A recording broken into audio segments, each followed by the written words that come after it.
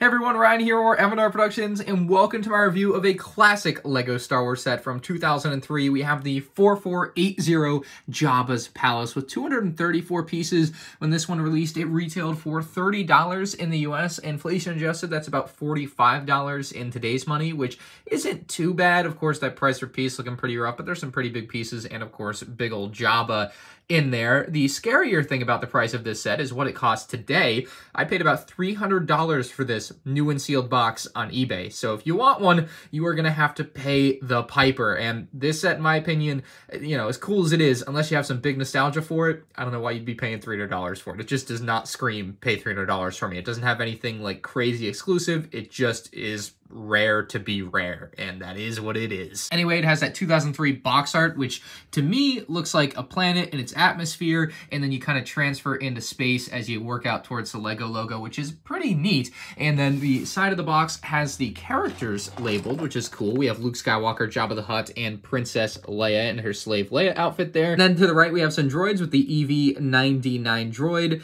the Monk, I'm not even gonna try to say the first name, and then the Gonk droid. So some great characters included in this set at what was a $30 price point. There's your top of the box with just a little bit of information. Same here on the right side of the box. It does kind of carry over that look from the front of the box, which is really cool to see that transition. And then on the back of the box, we have the alternate build, which is something they don't really do nowadays, but looks really cool, like an air traffic controller and an airplane. So that's something you could certainly try to recreate. Not the easiest thing to do. And then we have all the features of the set being shown off, which is great to see, including the pictures from Episode 6, Return of the Jedi. And then even farther down below that, we have some other sets that were available at the time, and you'll see that this Jabba's Palace did not stand alone. It actually had two other sets to complement it. We had the 4475 Jabba's Message, and we had the 4476 Jabba's Prize. And both of these sets essentially connected up with this one to make one big Jabba's Palace playset.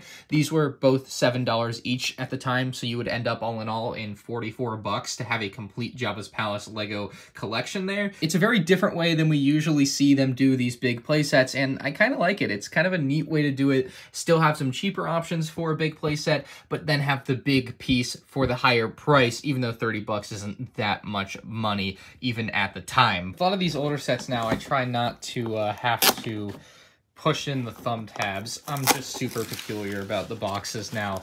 Oh, you got the classic hole in the bag so it can breathe. You can see the way they did the instructions at the time. No numbered bags and no like, hey, you need this piece on this step type of thing. So that's kind of unfortunate. That usually helps the build process a lot. And then the back of the manual, oh my lord, that is a hell of a shot there. Oh wow, this is the full 3 sets here for the Jabba's Palace. That's a really nice shot as well. I'll have an end card for all my 2003 LEGO Star Wars set reviews at the end of this video, and then there's the back page with Yoda looking at their old web design. Anyway, let's build this up and we'll take a look at those minifigs. First figure up is Luke Skywalker, and you'll immediately notice he does have that outdated yellow skin tone, which is really bad by today's standards and certainly not accurate. However, I think the rest of the figure actually looks pretty dang good for today's standards. 18 years later, this figure somehow still isn't a terrible minifigure. He does have the chrome lightsaber hilt with the green blade. It looks really good. Of course, they don't do the chrome anymore because those would chip really bad over time. The torso print is pretty basic, but it gets the point across. He does have a really nice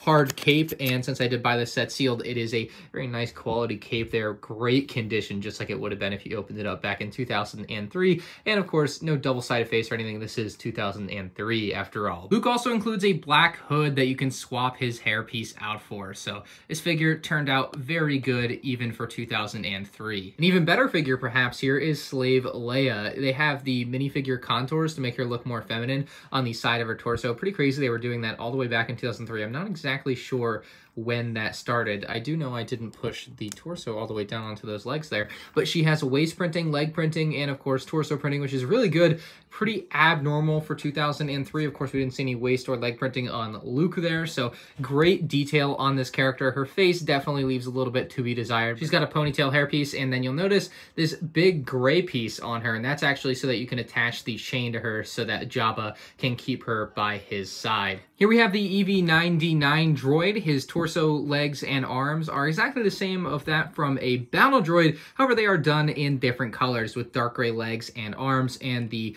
nice dark red torso looks very good. Now, something peculiar about this figure is that the headpiece is actually upside down. To get it attached to that battle droid torso, they had to do something special and flip it upside down and attach it to a clip. So that's pretty neat. This character, as far as I'm aware, has not been remade since, which makes it even rarer. You could, of course, always go buy one on eBay or Bricklink nowadays, but as far as like actual official releases, this is the only one that has ever been done. The head is slightly posable. It's not super easy to move. It feels rather tight on there. I'm not sure if that's just the clip and its age or lack of use or whatever, but nonetheless, it still can move a little bit, and you can, of course, turn his head within if you want him to turn. But this is a really neat droid and a great addition to the set. This is the Gonk droid, and in my opinion, this Gonk droid design is preferable to the newer brick-built Gonk droids. I just like the way this looks better. It is in the older gray. I think I would like the newer gray more from the 2005 Sandcrawler. But nonetheless, this Gonk droid is super cool looking. You can even turn him about his legs. You can also pull this front part of the Gonk droid down, so he basically can open up and store things. But Gonk droids have meme status at this point, and this one certainly delivers as far as having a pretty cool Gonk droid in the set. The other two characters included in the set are the M&R Monk, which is obviously, it looks like a droid, but apparently this was once a person. And then we have Jabba the Hutt. So our build for the Monk here is pretty simple. It's just a few swords with a like fishbowl, and it has like an orange stud inside of it to get the effect of having like an orange watery thing inside of it. It looks very nice, I think, for 2003. And then we have Jabba the Hutt. And this is the original Jabba the Hutt, so we don't have any printing or anything on this. It is just the mold that captures all of the detail for Jabba here, and it does a pretty adequate job. You've also got a few tail pieces so that you can actually move his tail around, have it in a few different orientations, which is rather nice actually for the time. We have some studs on the bottom, so you'll actually be able to attach him to Lego pieces, and in this particular set there is a spot for him to attach to. You also have his arms, which surprisingly move. They are close to normal Lego arms, although they aren't quite. They're like extra large Lego arms with weird hands that actually have more detail than the normal Lego figure hands, which I think is kind of odd, but they're still the same size inside. They can still hold objects like normal.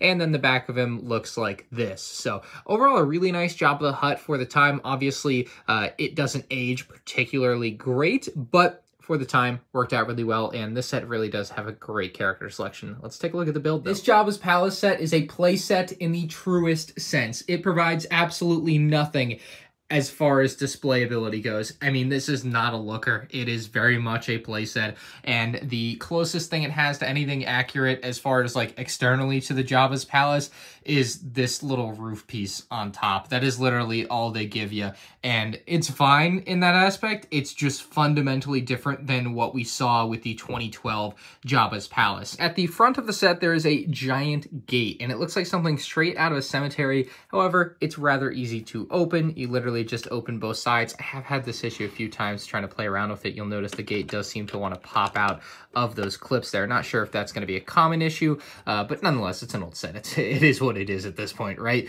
Anyway, you'll also notice this little piece here, and this little piece is the only thing stopping us from actually enjoying this interior space down here. So all you got to do is pull this off, and the only issue I have with this is that to play with it, I think a lot of kids would end up losing this piece. But anyway, opening this up, you get full access to this interior area, and that is awesome to see. I think it could have used a little bit more stuff in here. Like literally the only thing we have is this control panel, which is great. You can actually have the droid use the control panel, and that makes sense from the movie. But there isn't too much else this space down here offers. I suppose you could certainly have Luke lurking around down here, hiding behind some pillars. So like there is something to it, but mostly I feel like this is just about being able to open it up and having as much space to just recreate character play with for kids as possible. It doesn't do much as far as detail goes, though.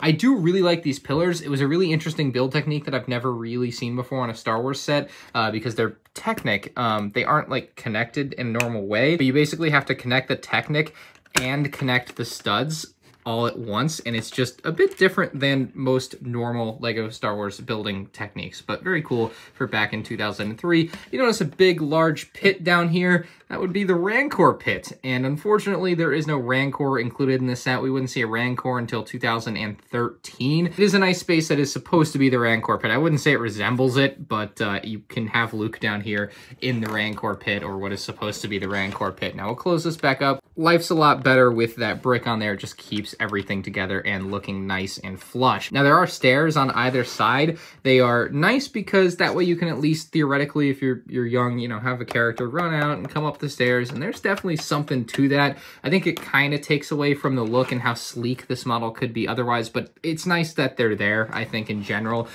Just to give you a better look at that Rancor pit area from the side here, you can see they just used some black bricks to build it up. Nothing crazy as far as the design of it goes. We'll come back to these here in a minute. I want to talk about Jabba's throne up here. You've got some of his food and drink there. We've got a frog inside of that translucent light green piece. It looks really, really cool to me. And then, of course, Jabba's throne is actually pretty well detailed for 2003. They added in quite a bit there around the base of it. And we can take our Jabba the Hutt character, I don't want to say minifigure, but we can take him and stick him on there. So he fits right on to his throne, which is optimal. You definitely want to have Jabba the Hutt be able to sit in his own area. We have the ability to drop a figure down into the Rancor pit. You can see this little hatch here. You can lift it up, which is kind of counterintuitive because it's supposed to drop down, but you can see the Technic piece there that is going to be pulled back underneath here. You can see how it's connected there. And when it gets pulled back, because you push this whole platform back, this thing can drop down. So with Luke on top, you should get a pretty good idea of how this works here. You just push in on these pieces on the side. The whole thing pushes back and Luke can fall inside. Sometimes he will get caught on there. The hole is maybe just a bit too small for what it's supposed to accomplish half the time, but the other half the time it's going to work just fine. The thing I thought that was pretty neat about this whole mechanism is that you have this platform built onto the tiles here. You can see me lifting up, you can see the tile underneath it, but this whole rubber band system that basically holds it in place. So when you don't want it to move back, it just kind of holds it up.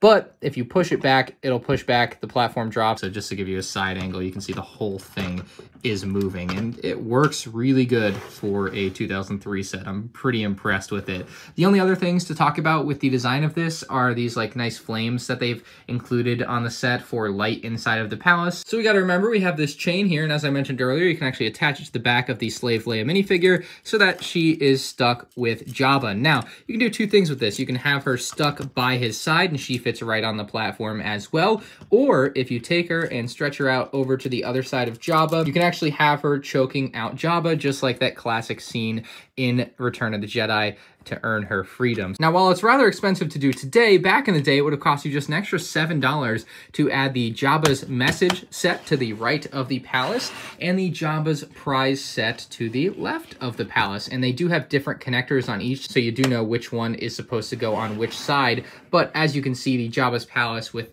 everything added on to it now, is a pretty crazy looking playset with a ton of extra bits and bobs. It's hard to recommend this set when it costs $300 nowadays, sealed in box. However, if you're a super hardcore Lego Star Wars fan and maybe somebody that used to own this set as a kid or something, this is not a bad one to go out and get if you got that nostalgic itch to go after. But otherwise, it's just another old Lego Star Wars set to most people, and that's fine. I think 6-year-old me would have loved to have this as a kid as a playset. This has probably had a lot of great memories for a lot of people back in the day, but for me, it was just one that kind of passed me by. It was a little before my time collecting a ton of the Lego Star Wars sets. I'd already started by 2003, but this is just one I didn't get. So as a $30 playset for 2003, I gotta give this one a solid 9 out of 10. For its time, this is an awesome set, and I think it holds up surprisingly well. So let me know what you guys think about this one in the comments section below. If you have any cool stories about this set, I'd love to hear. If you enjoyed the video, make sure you hit the like button, and you can check out more 2003 Lego Star Wars set reviews on the end screen now.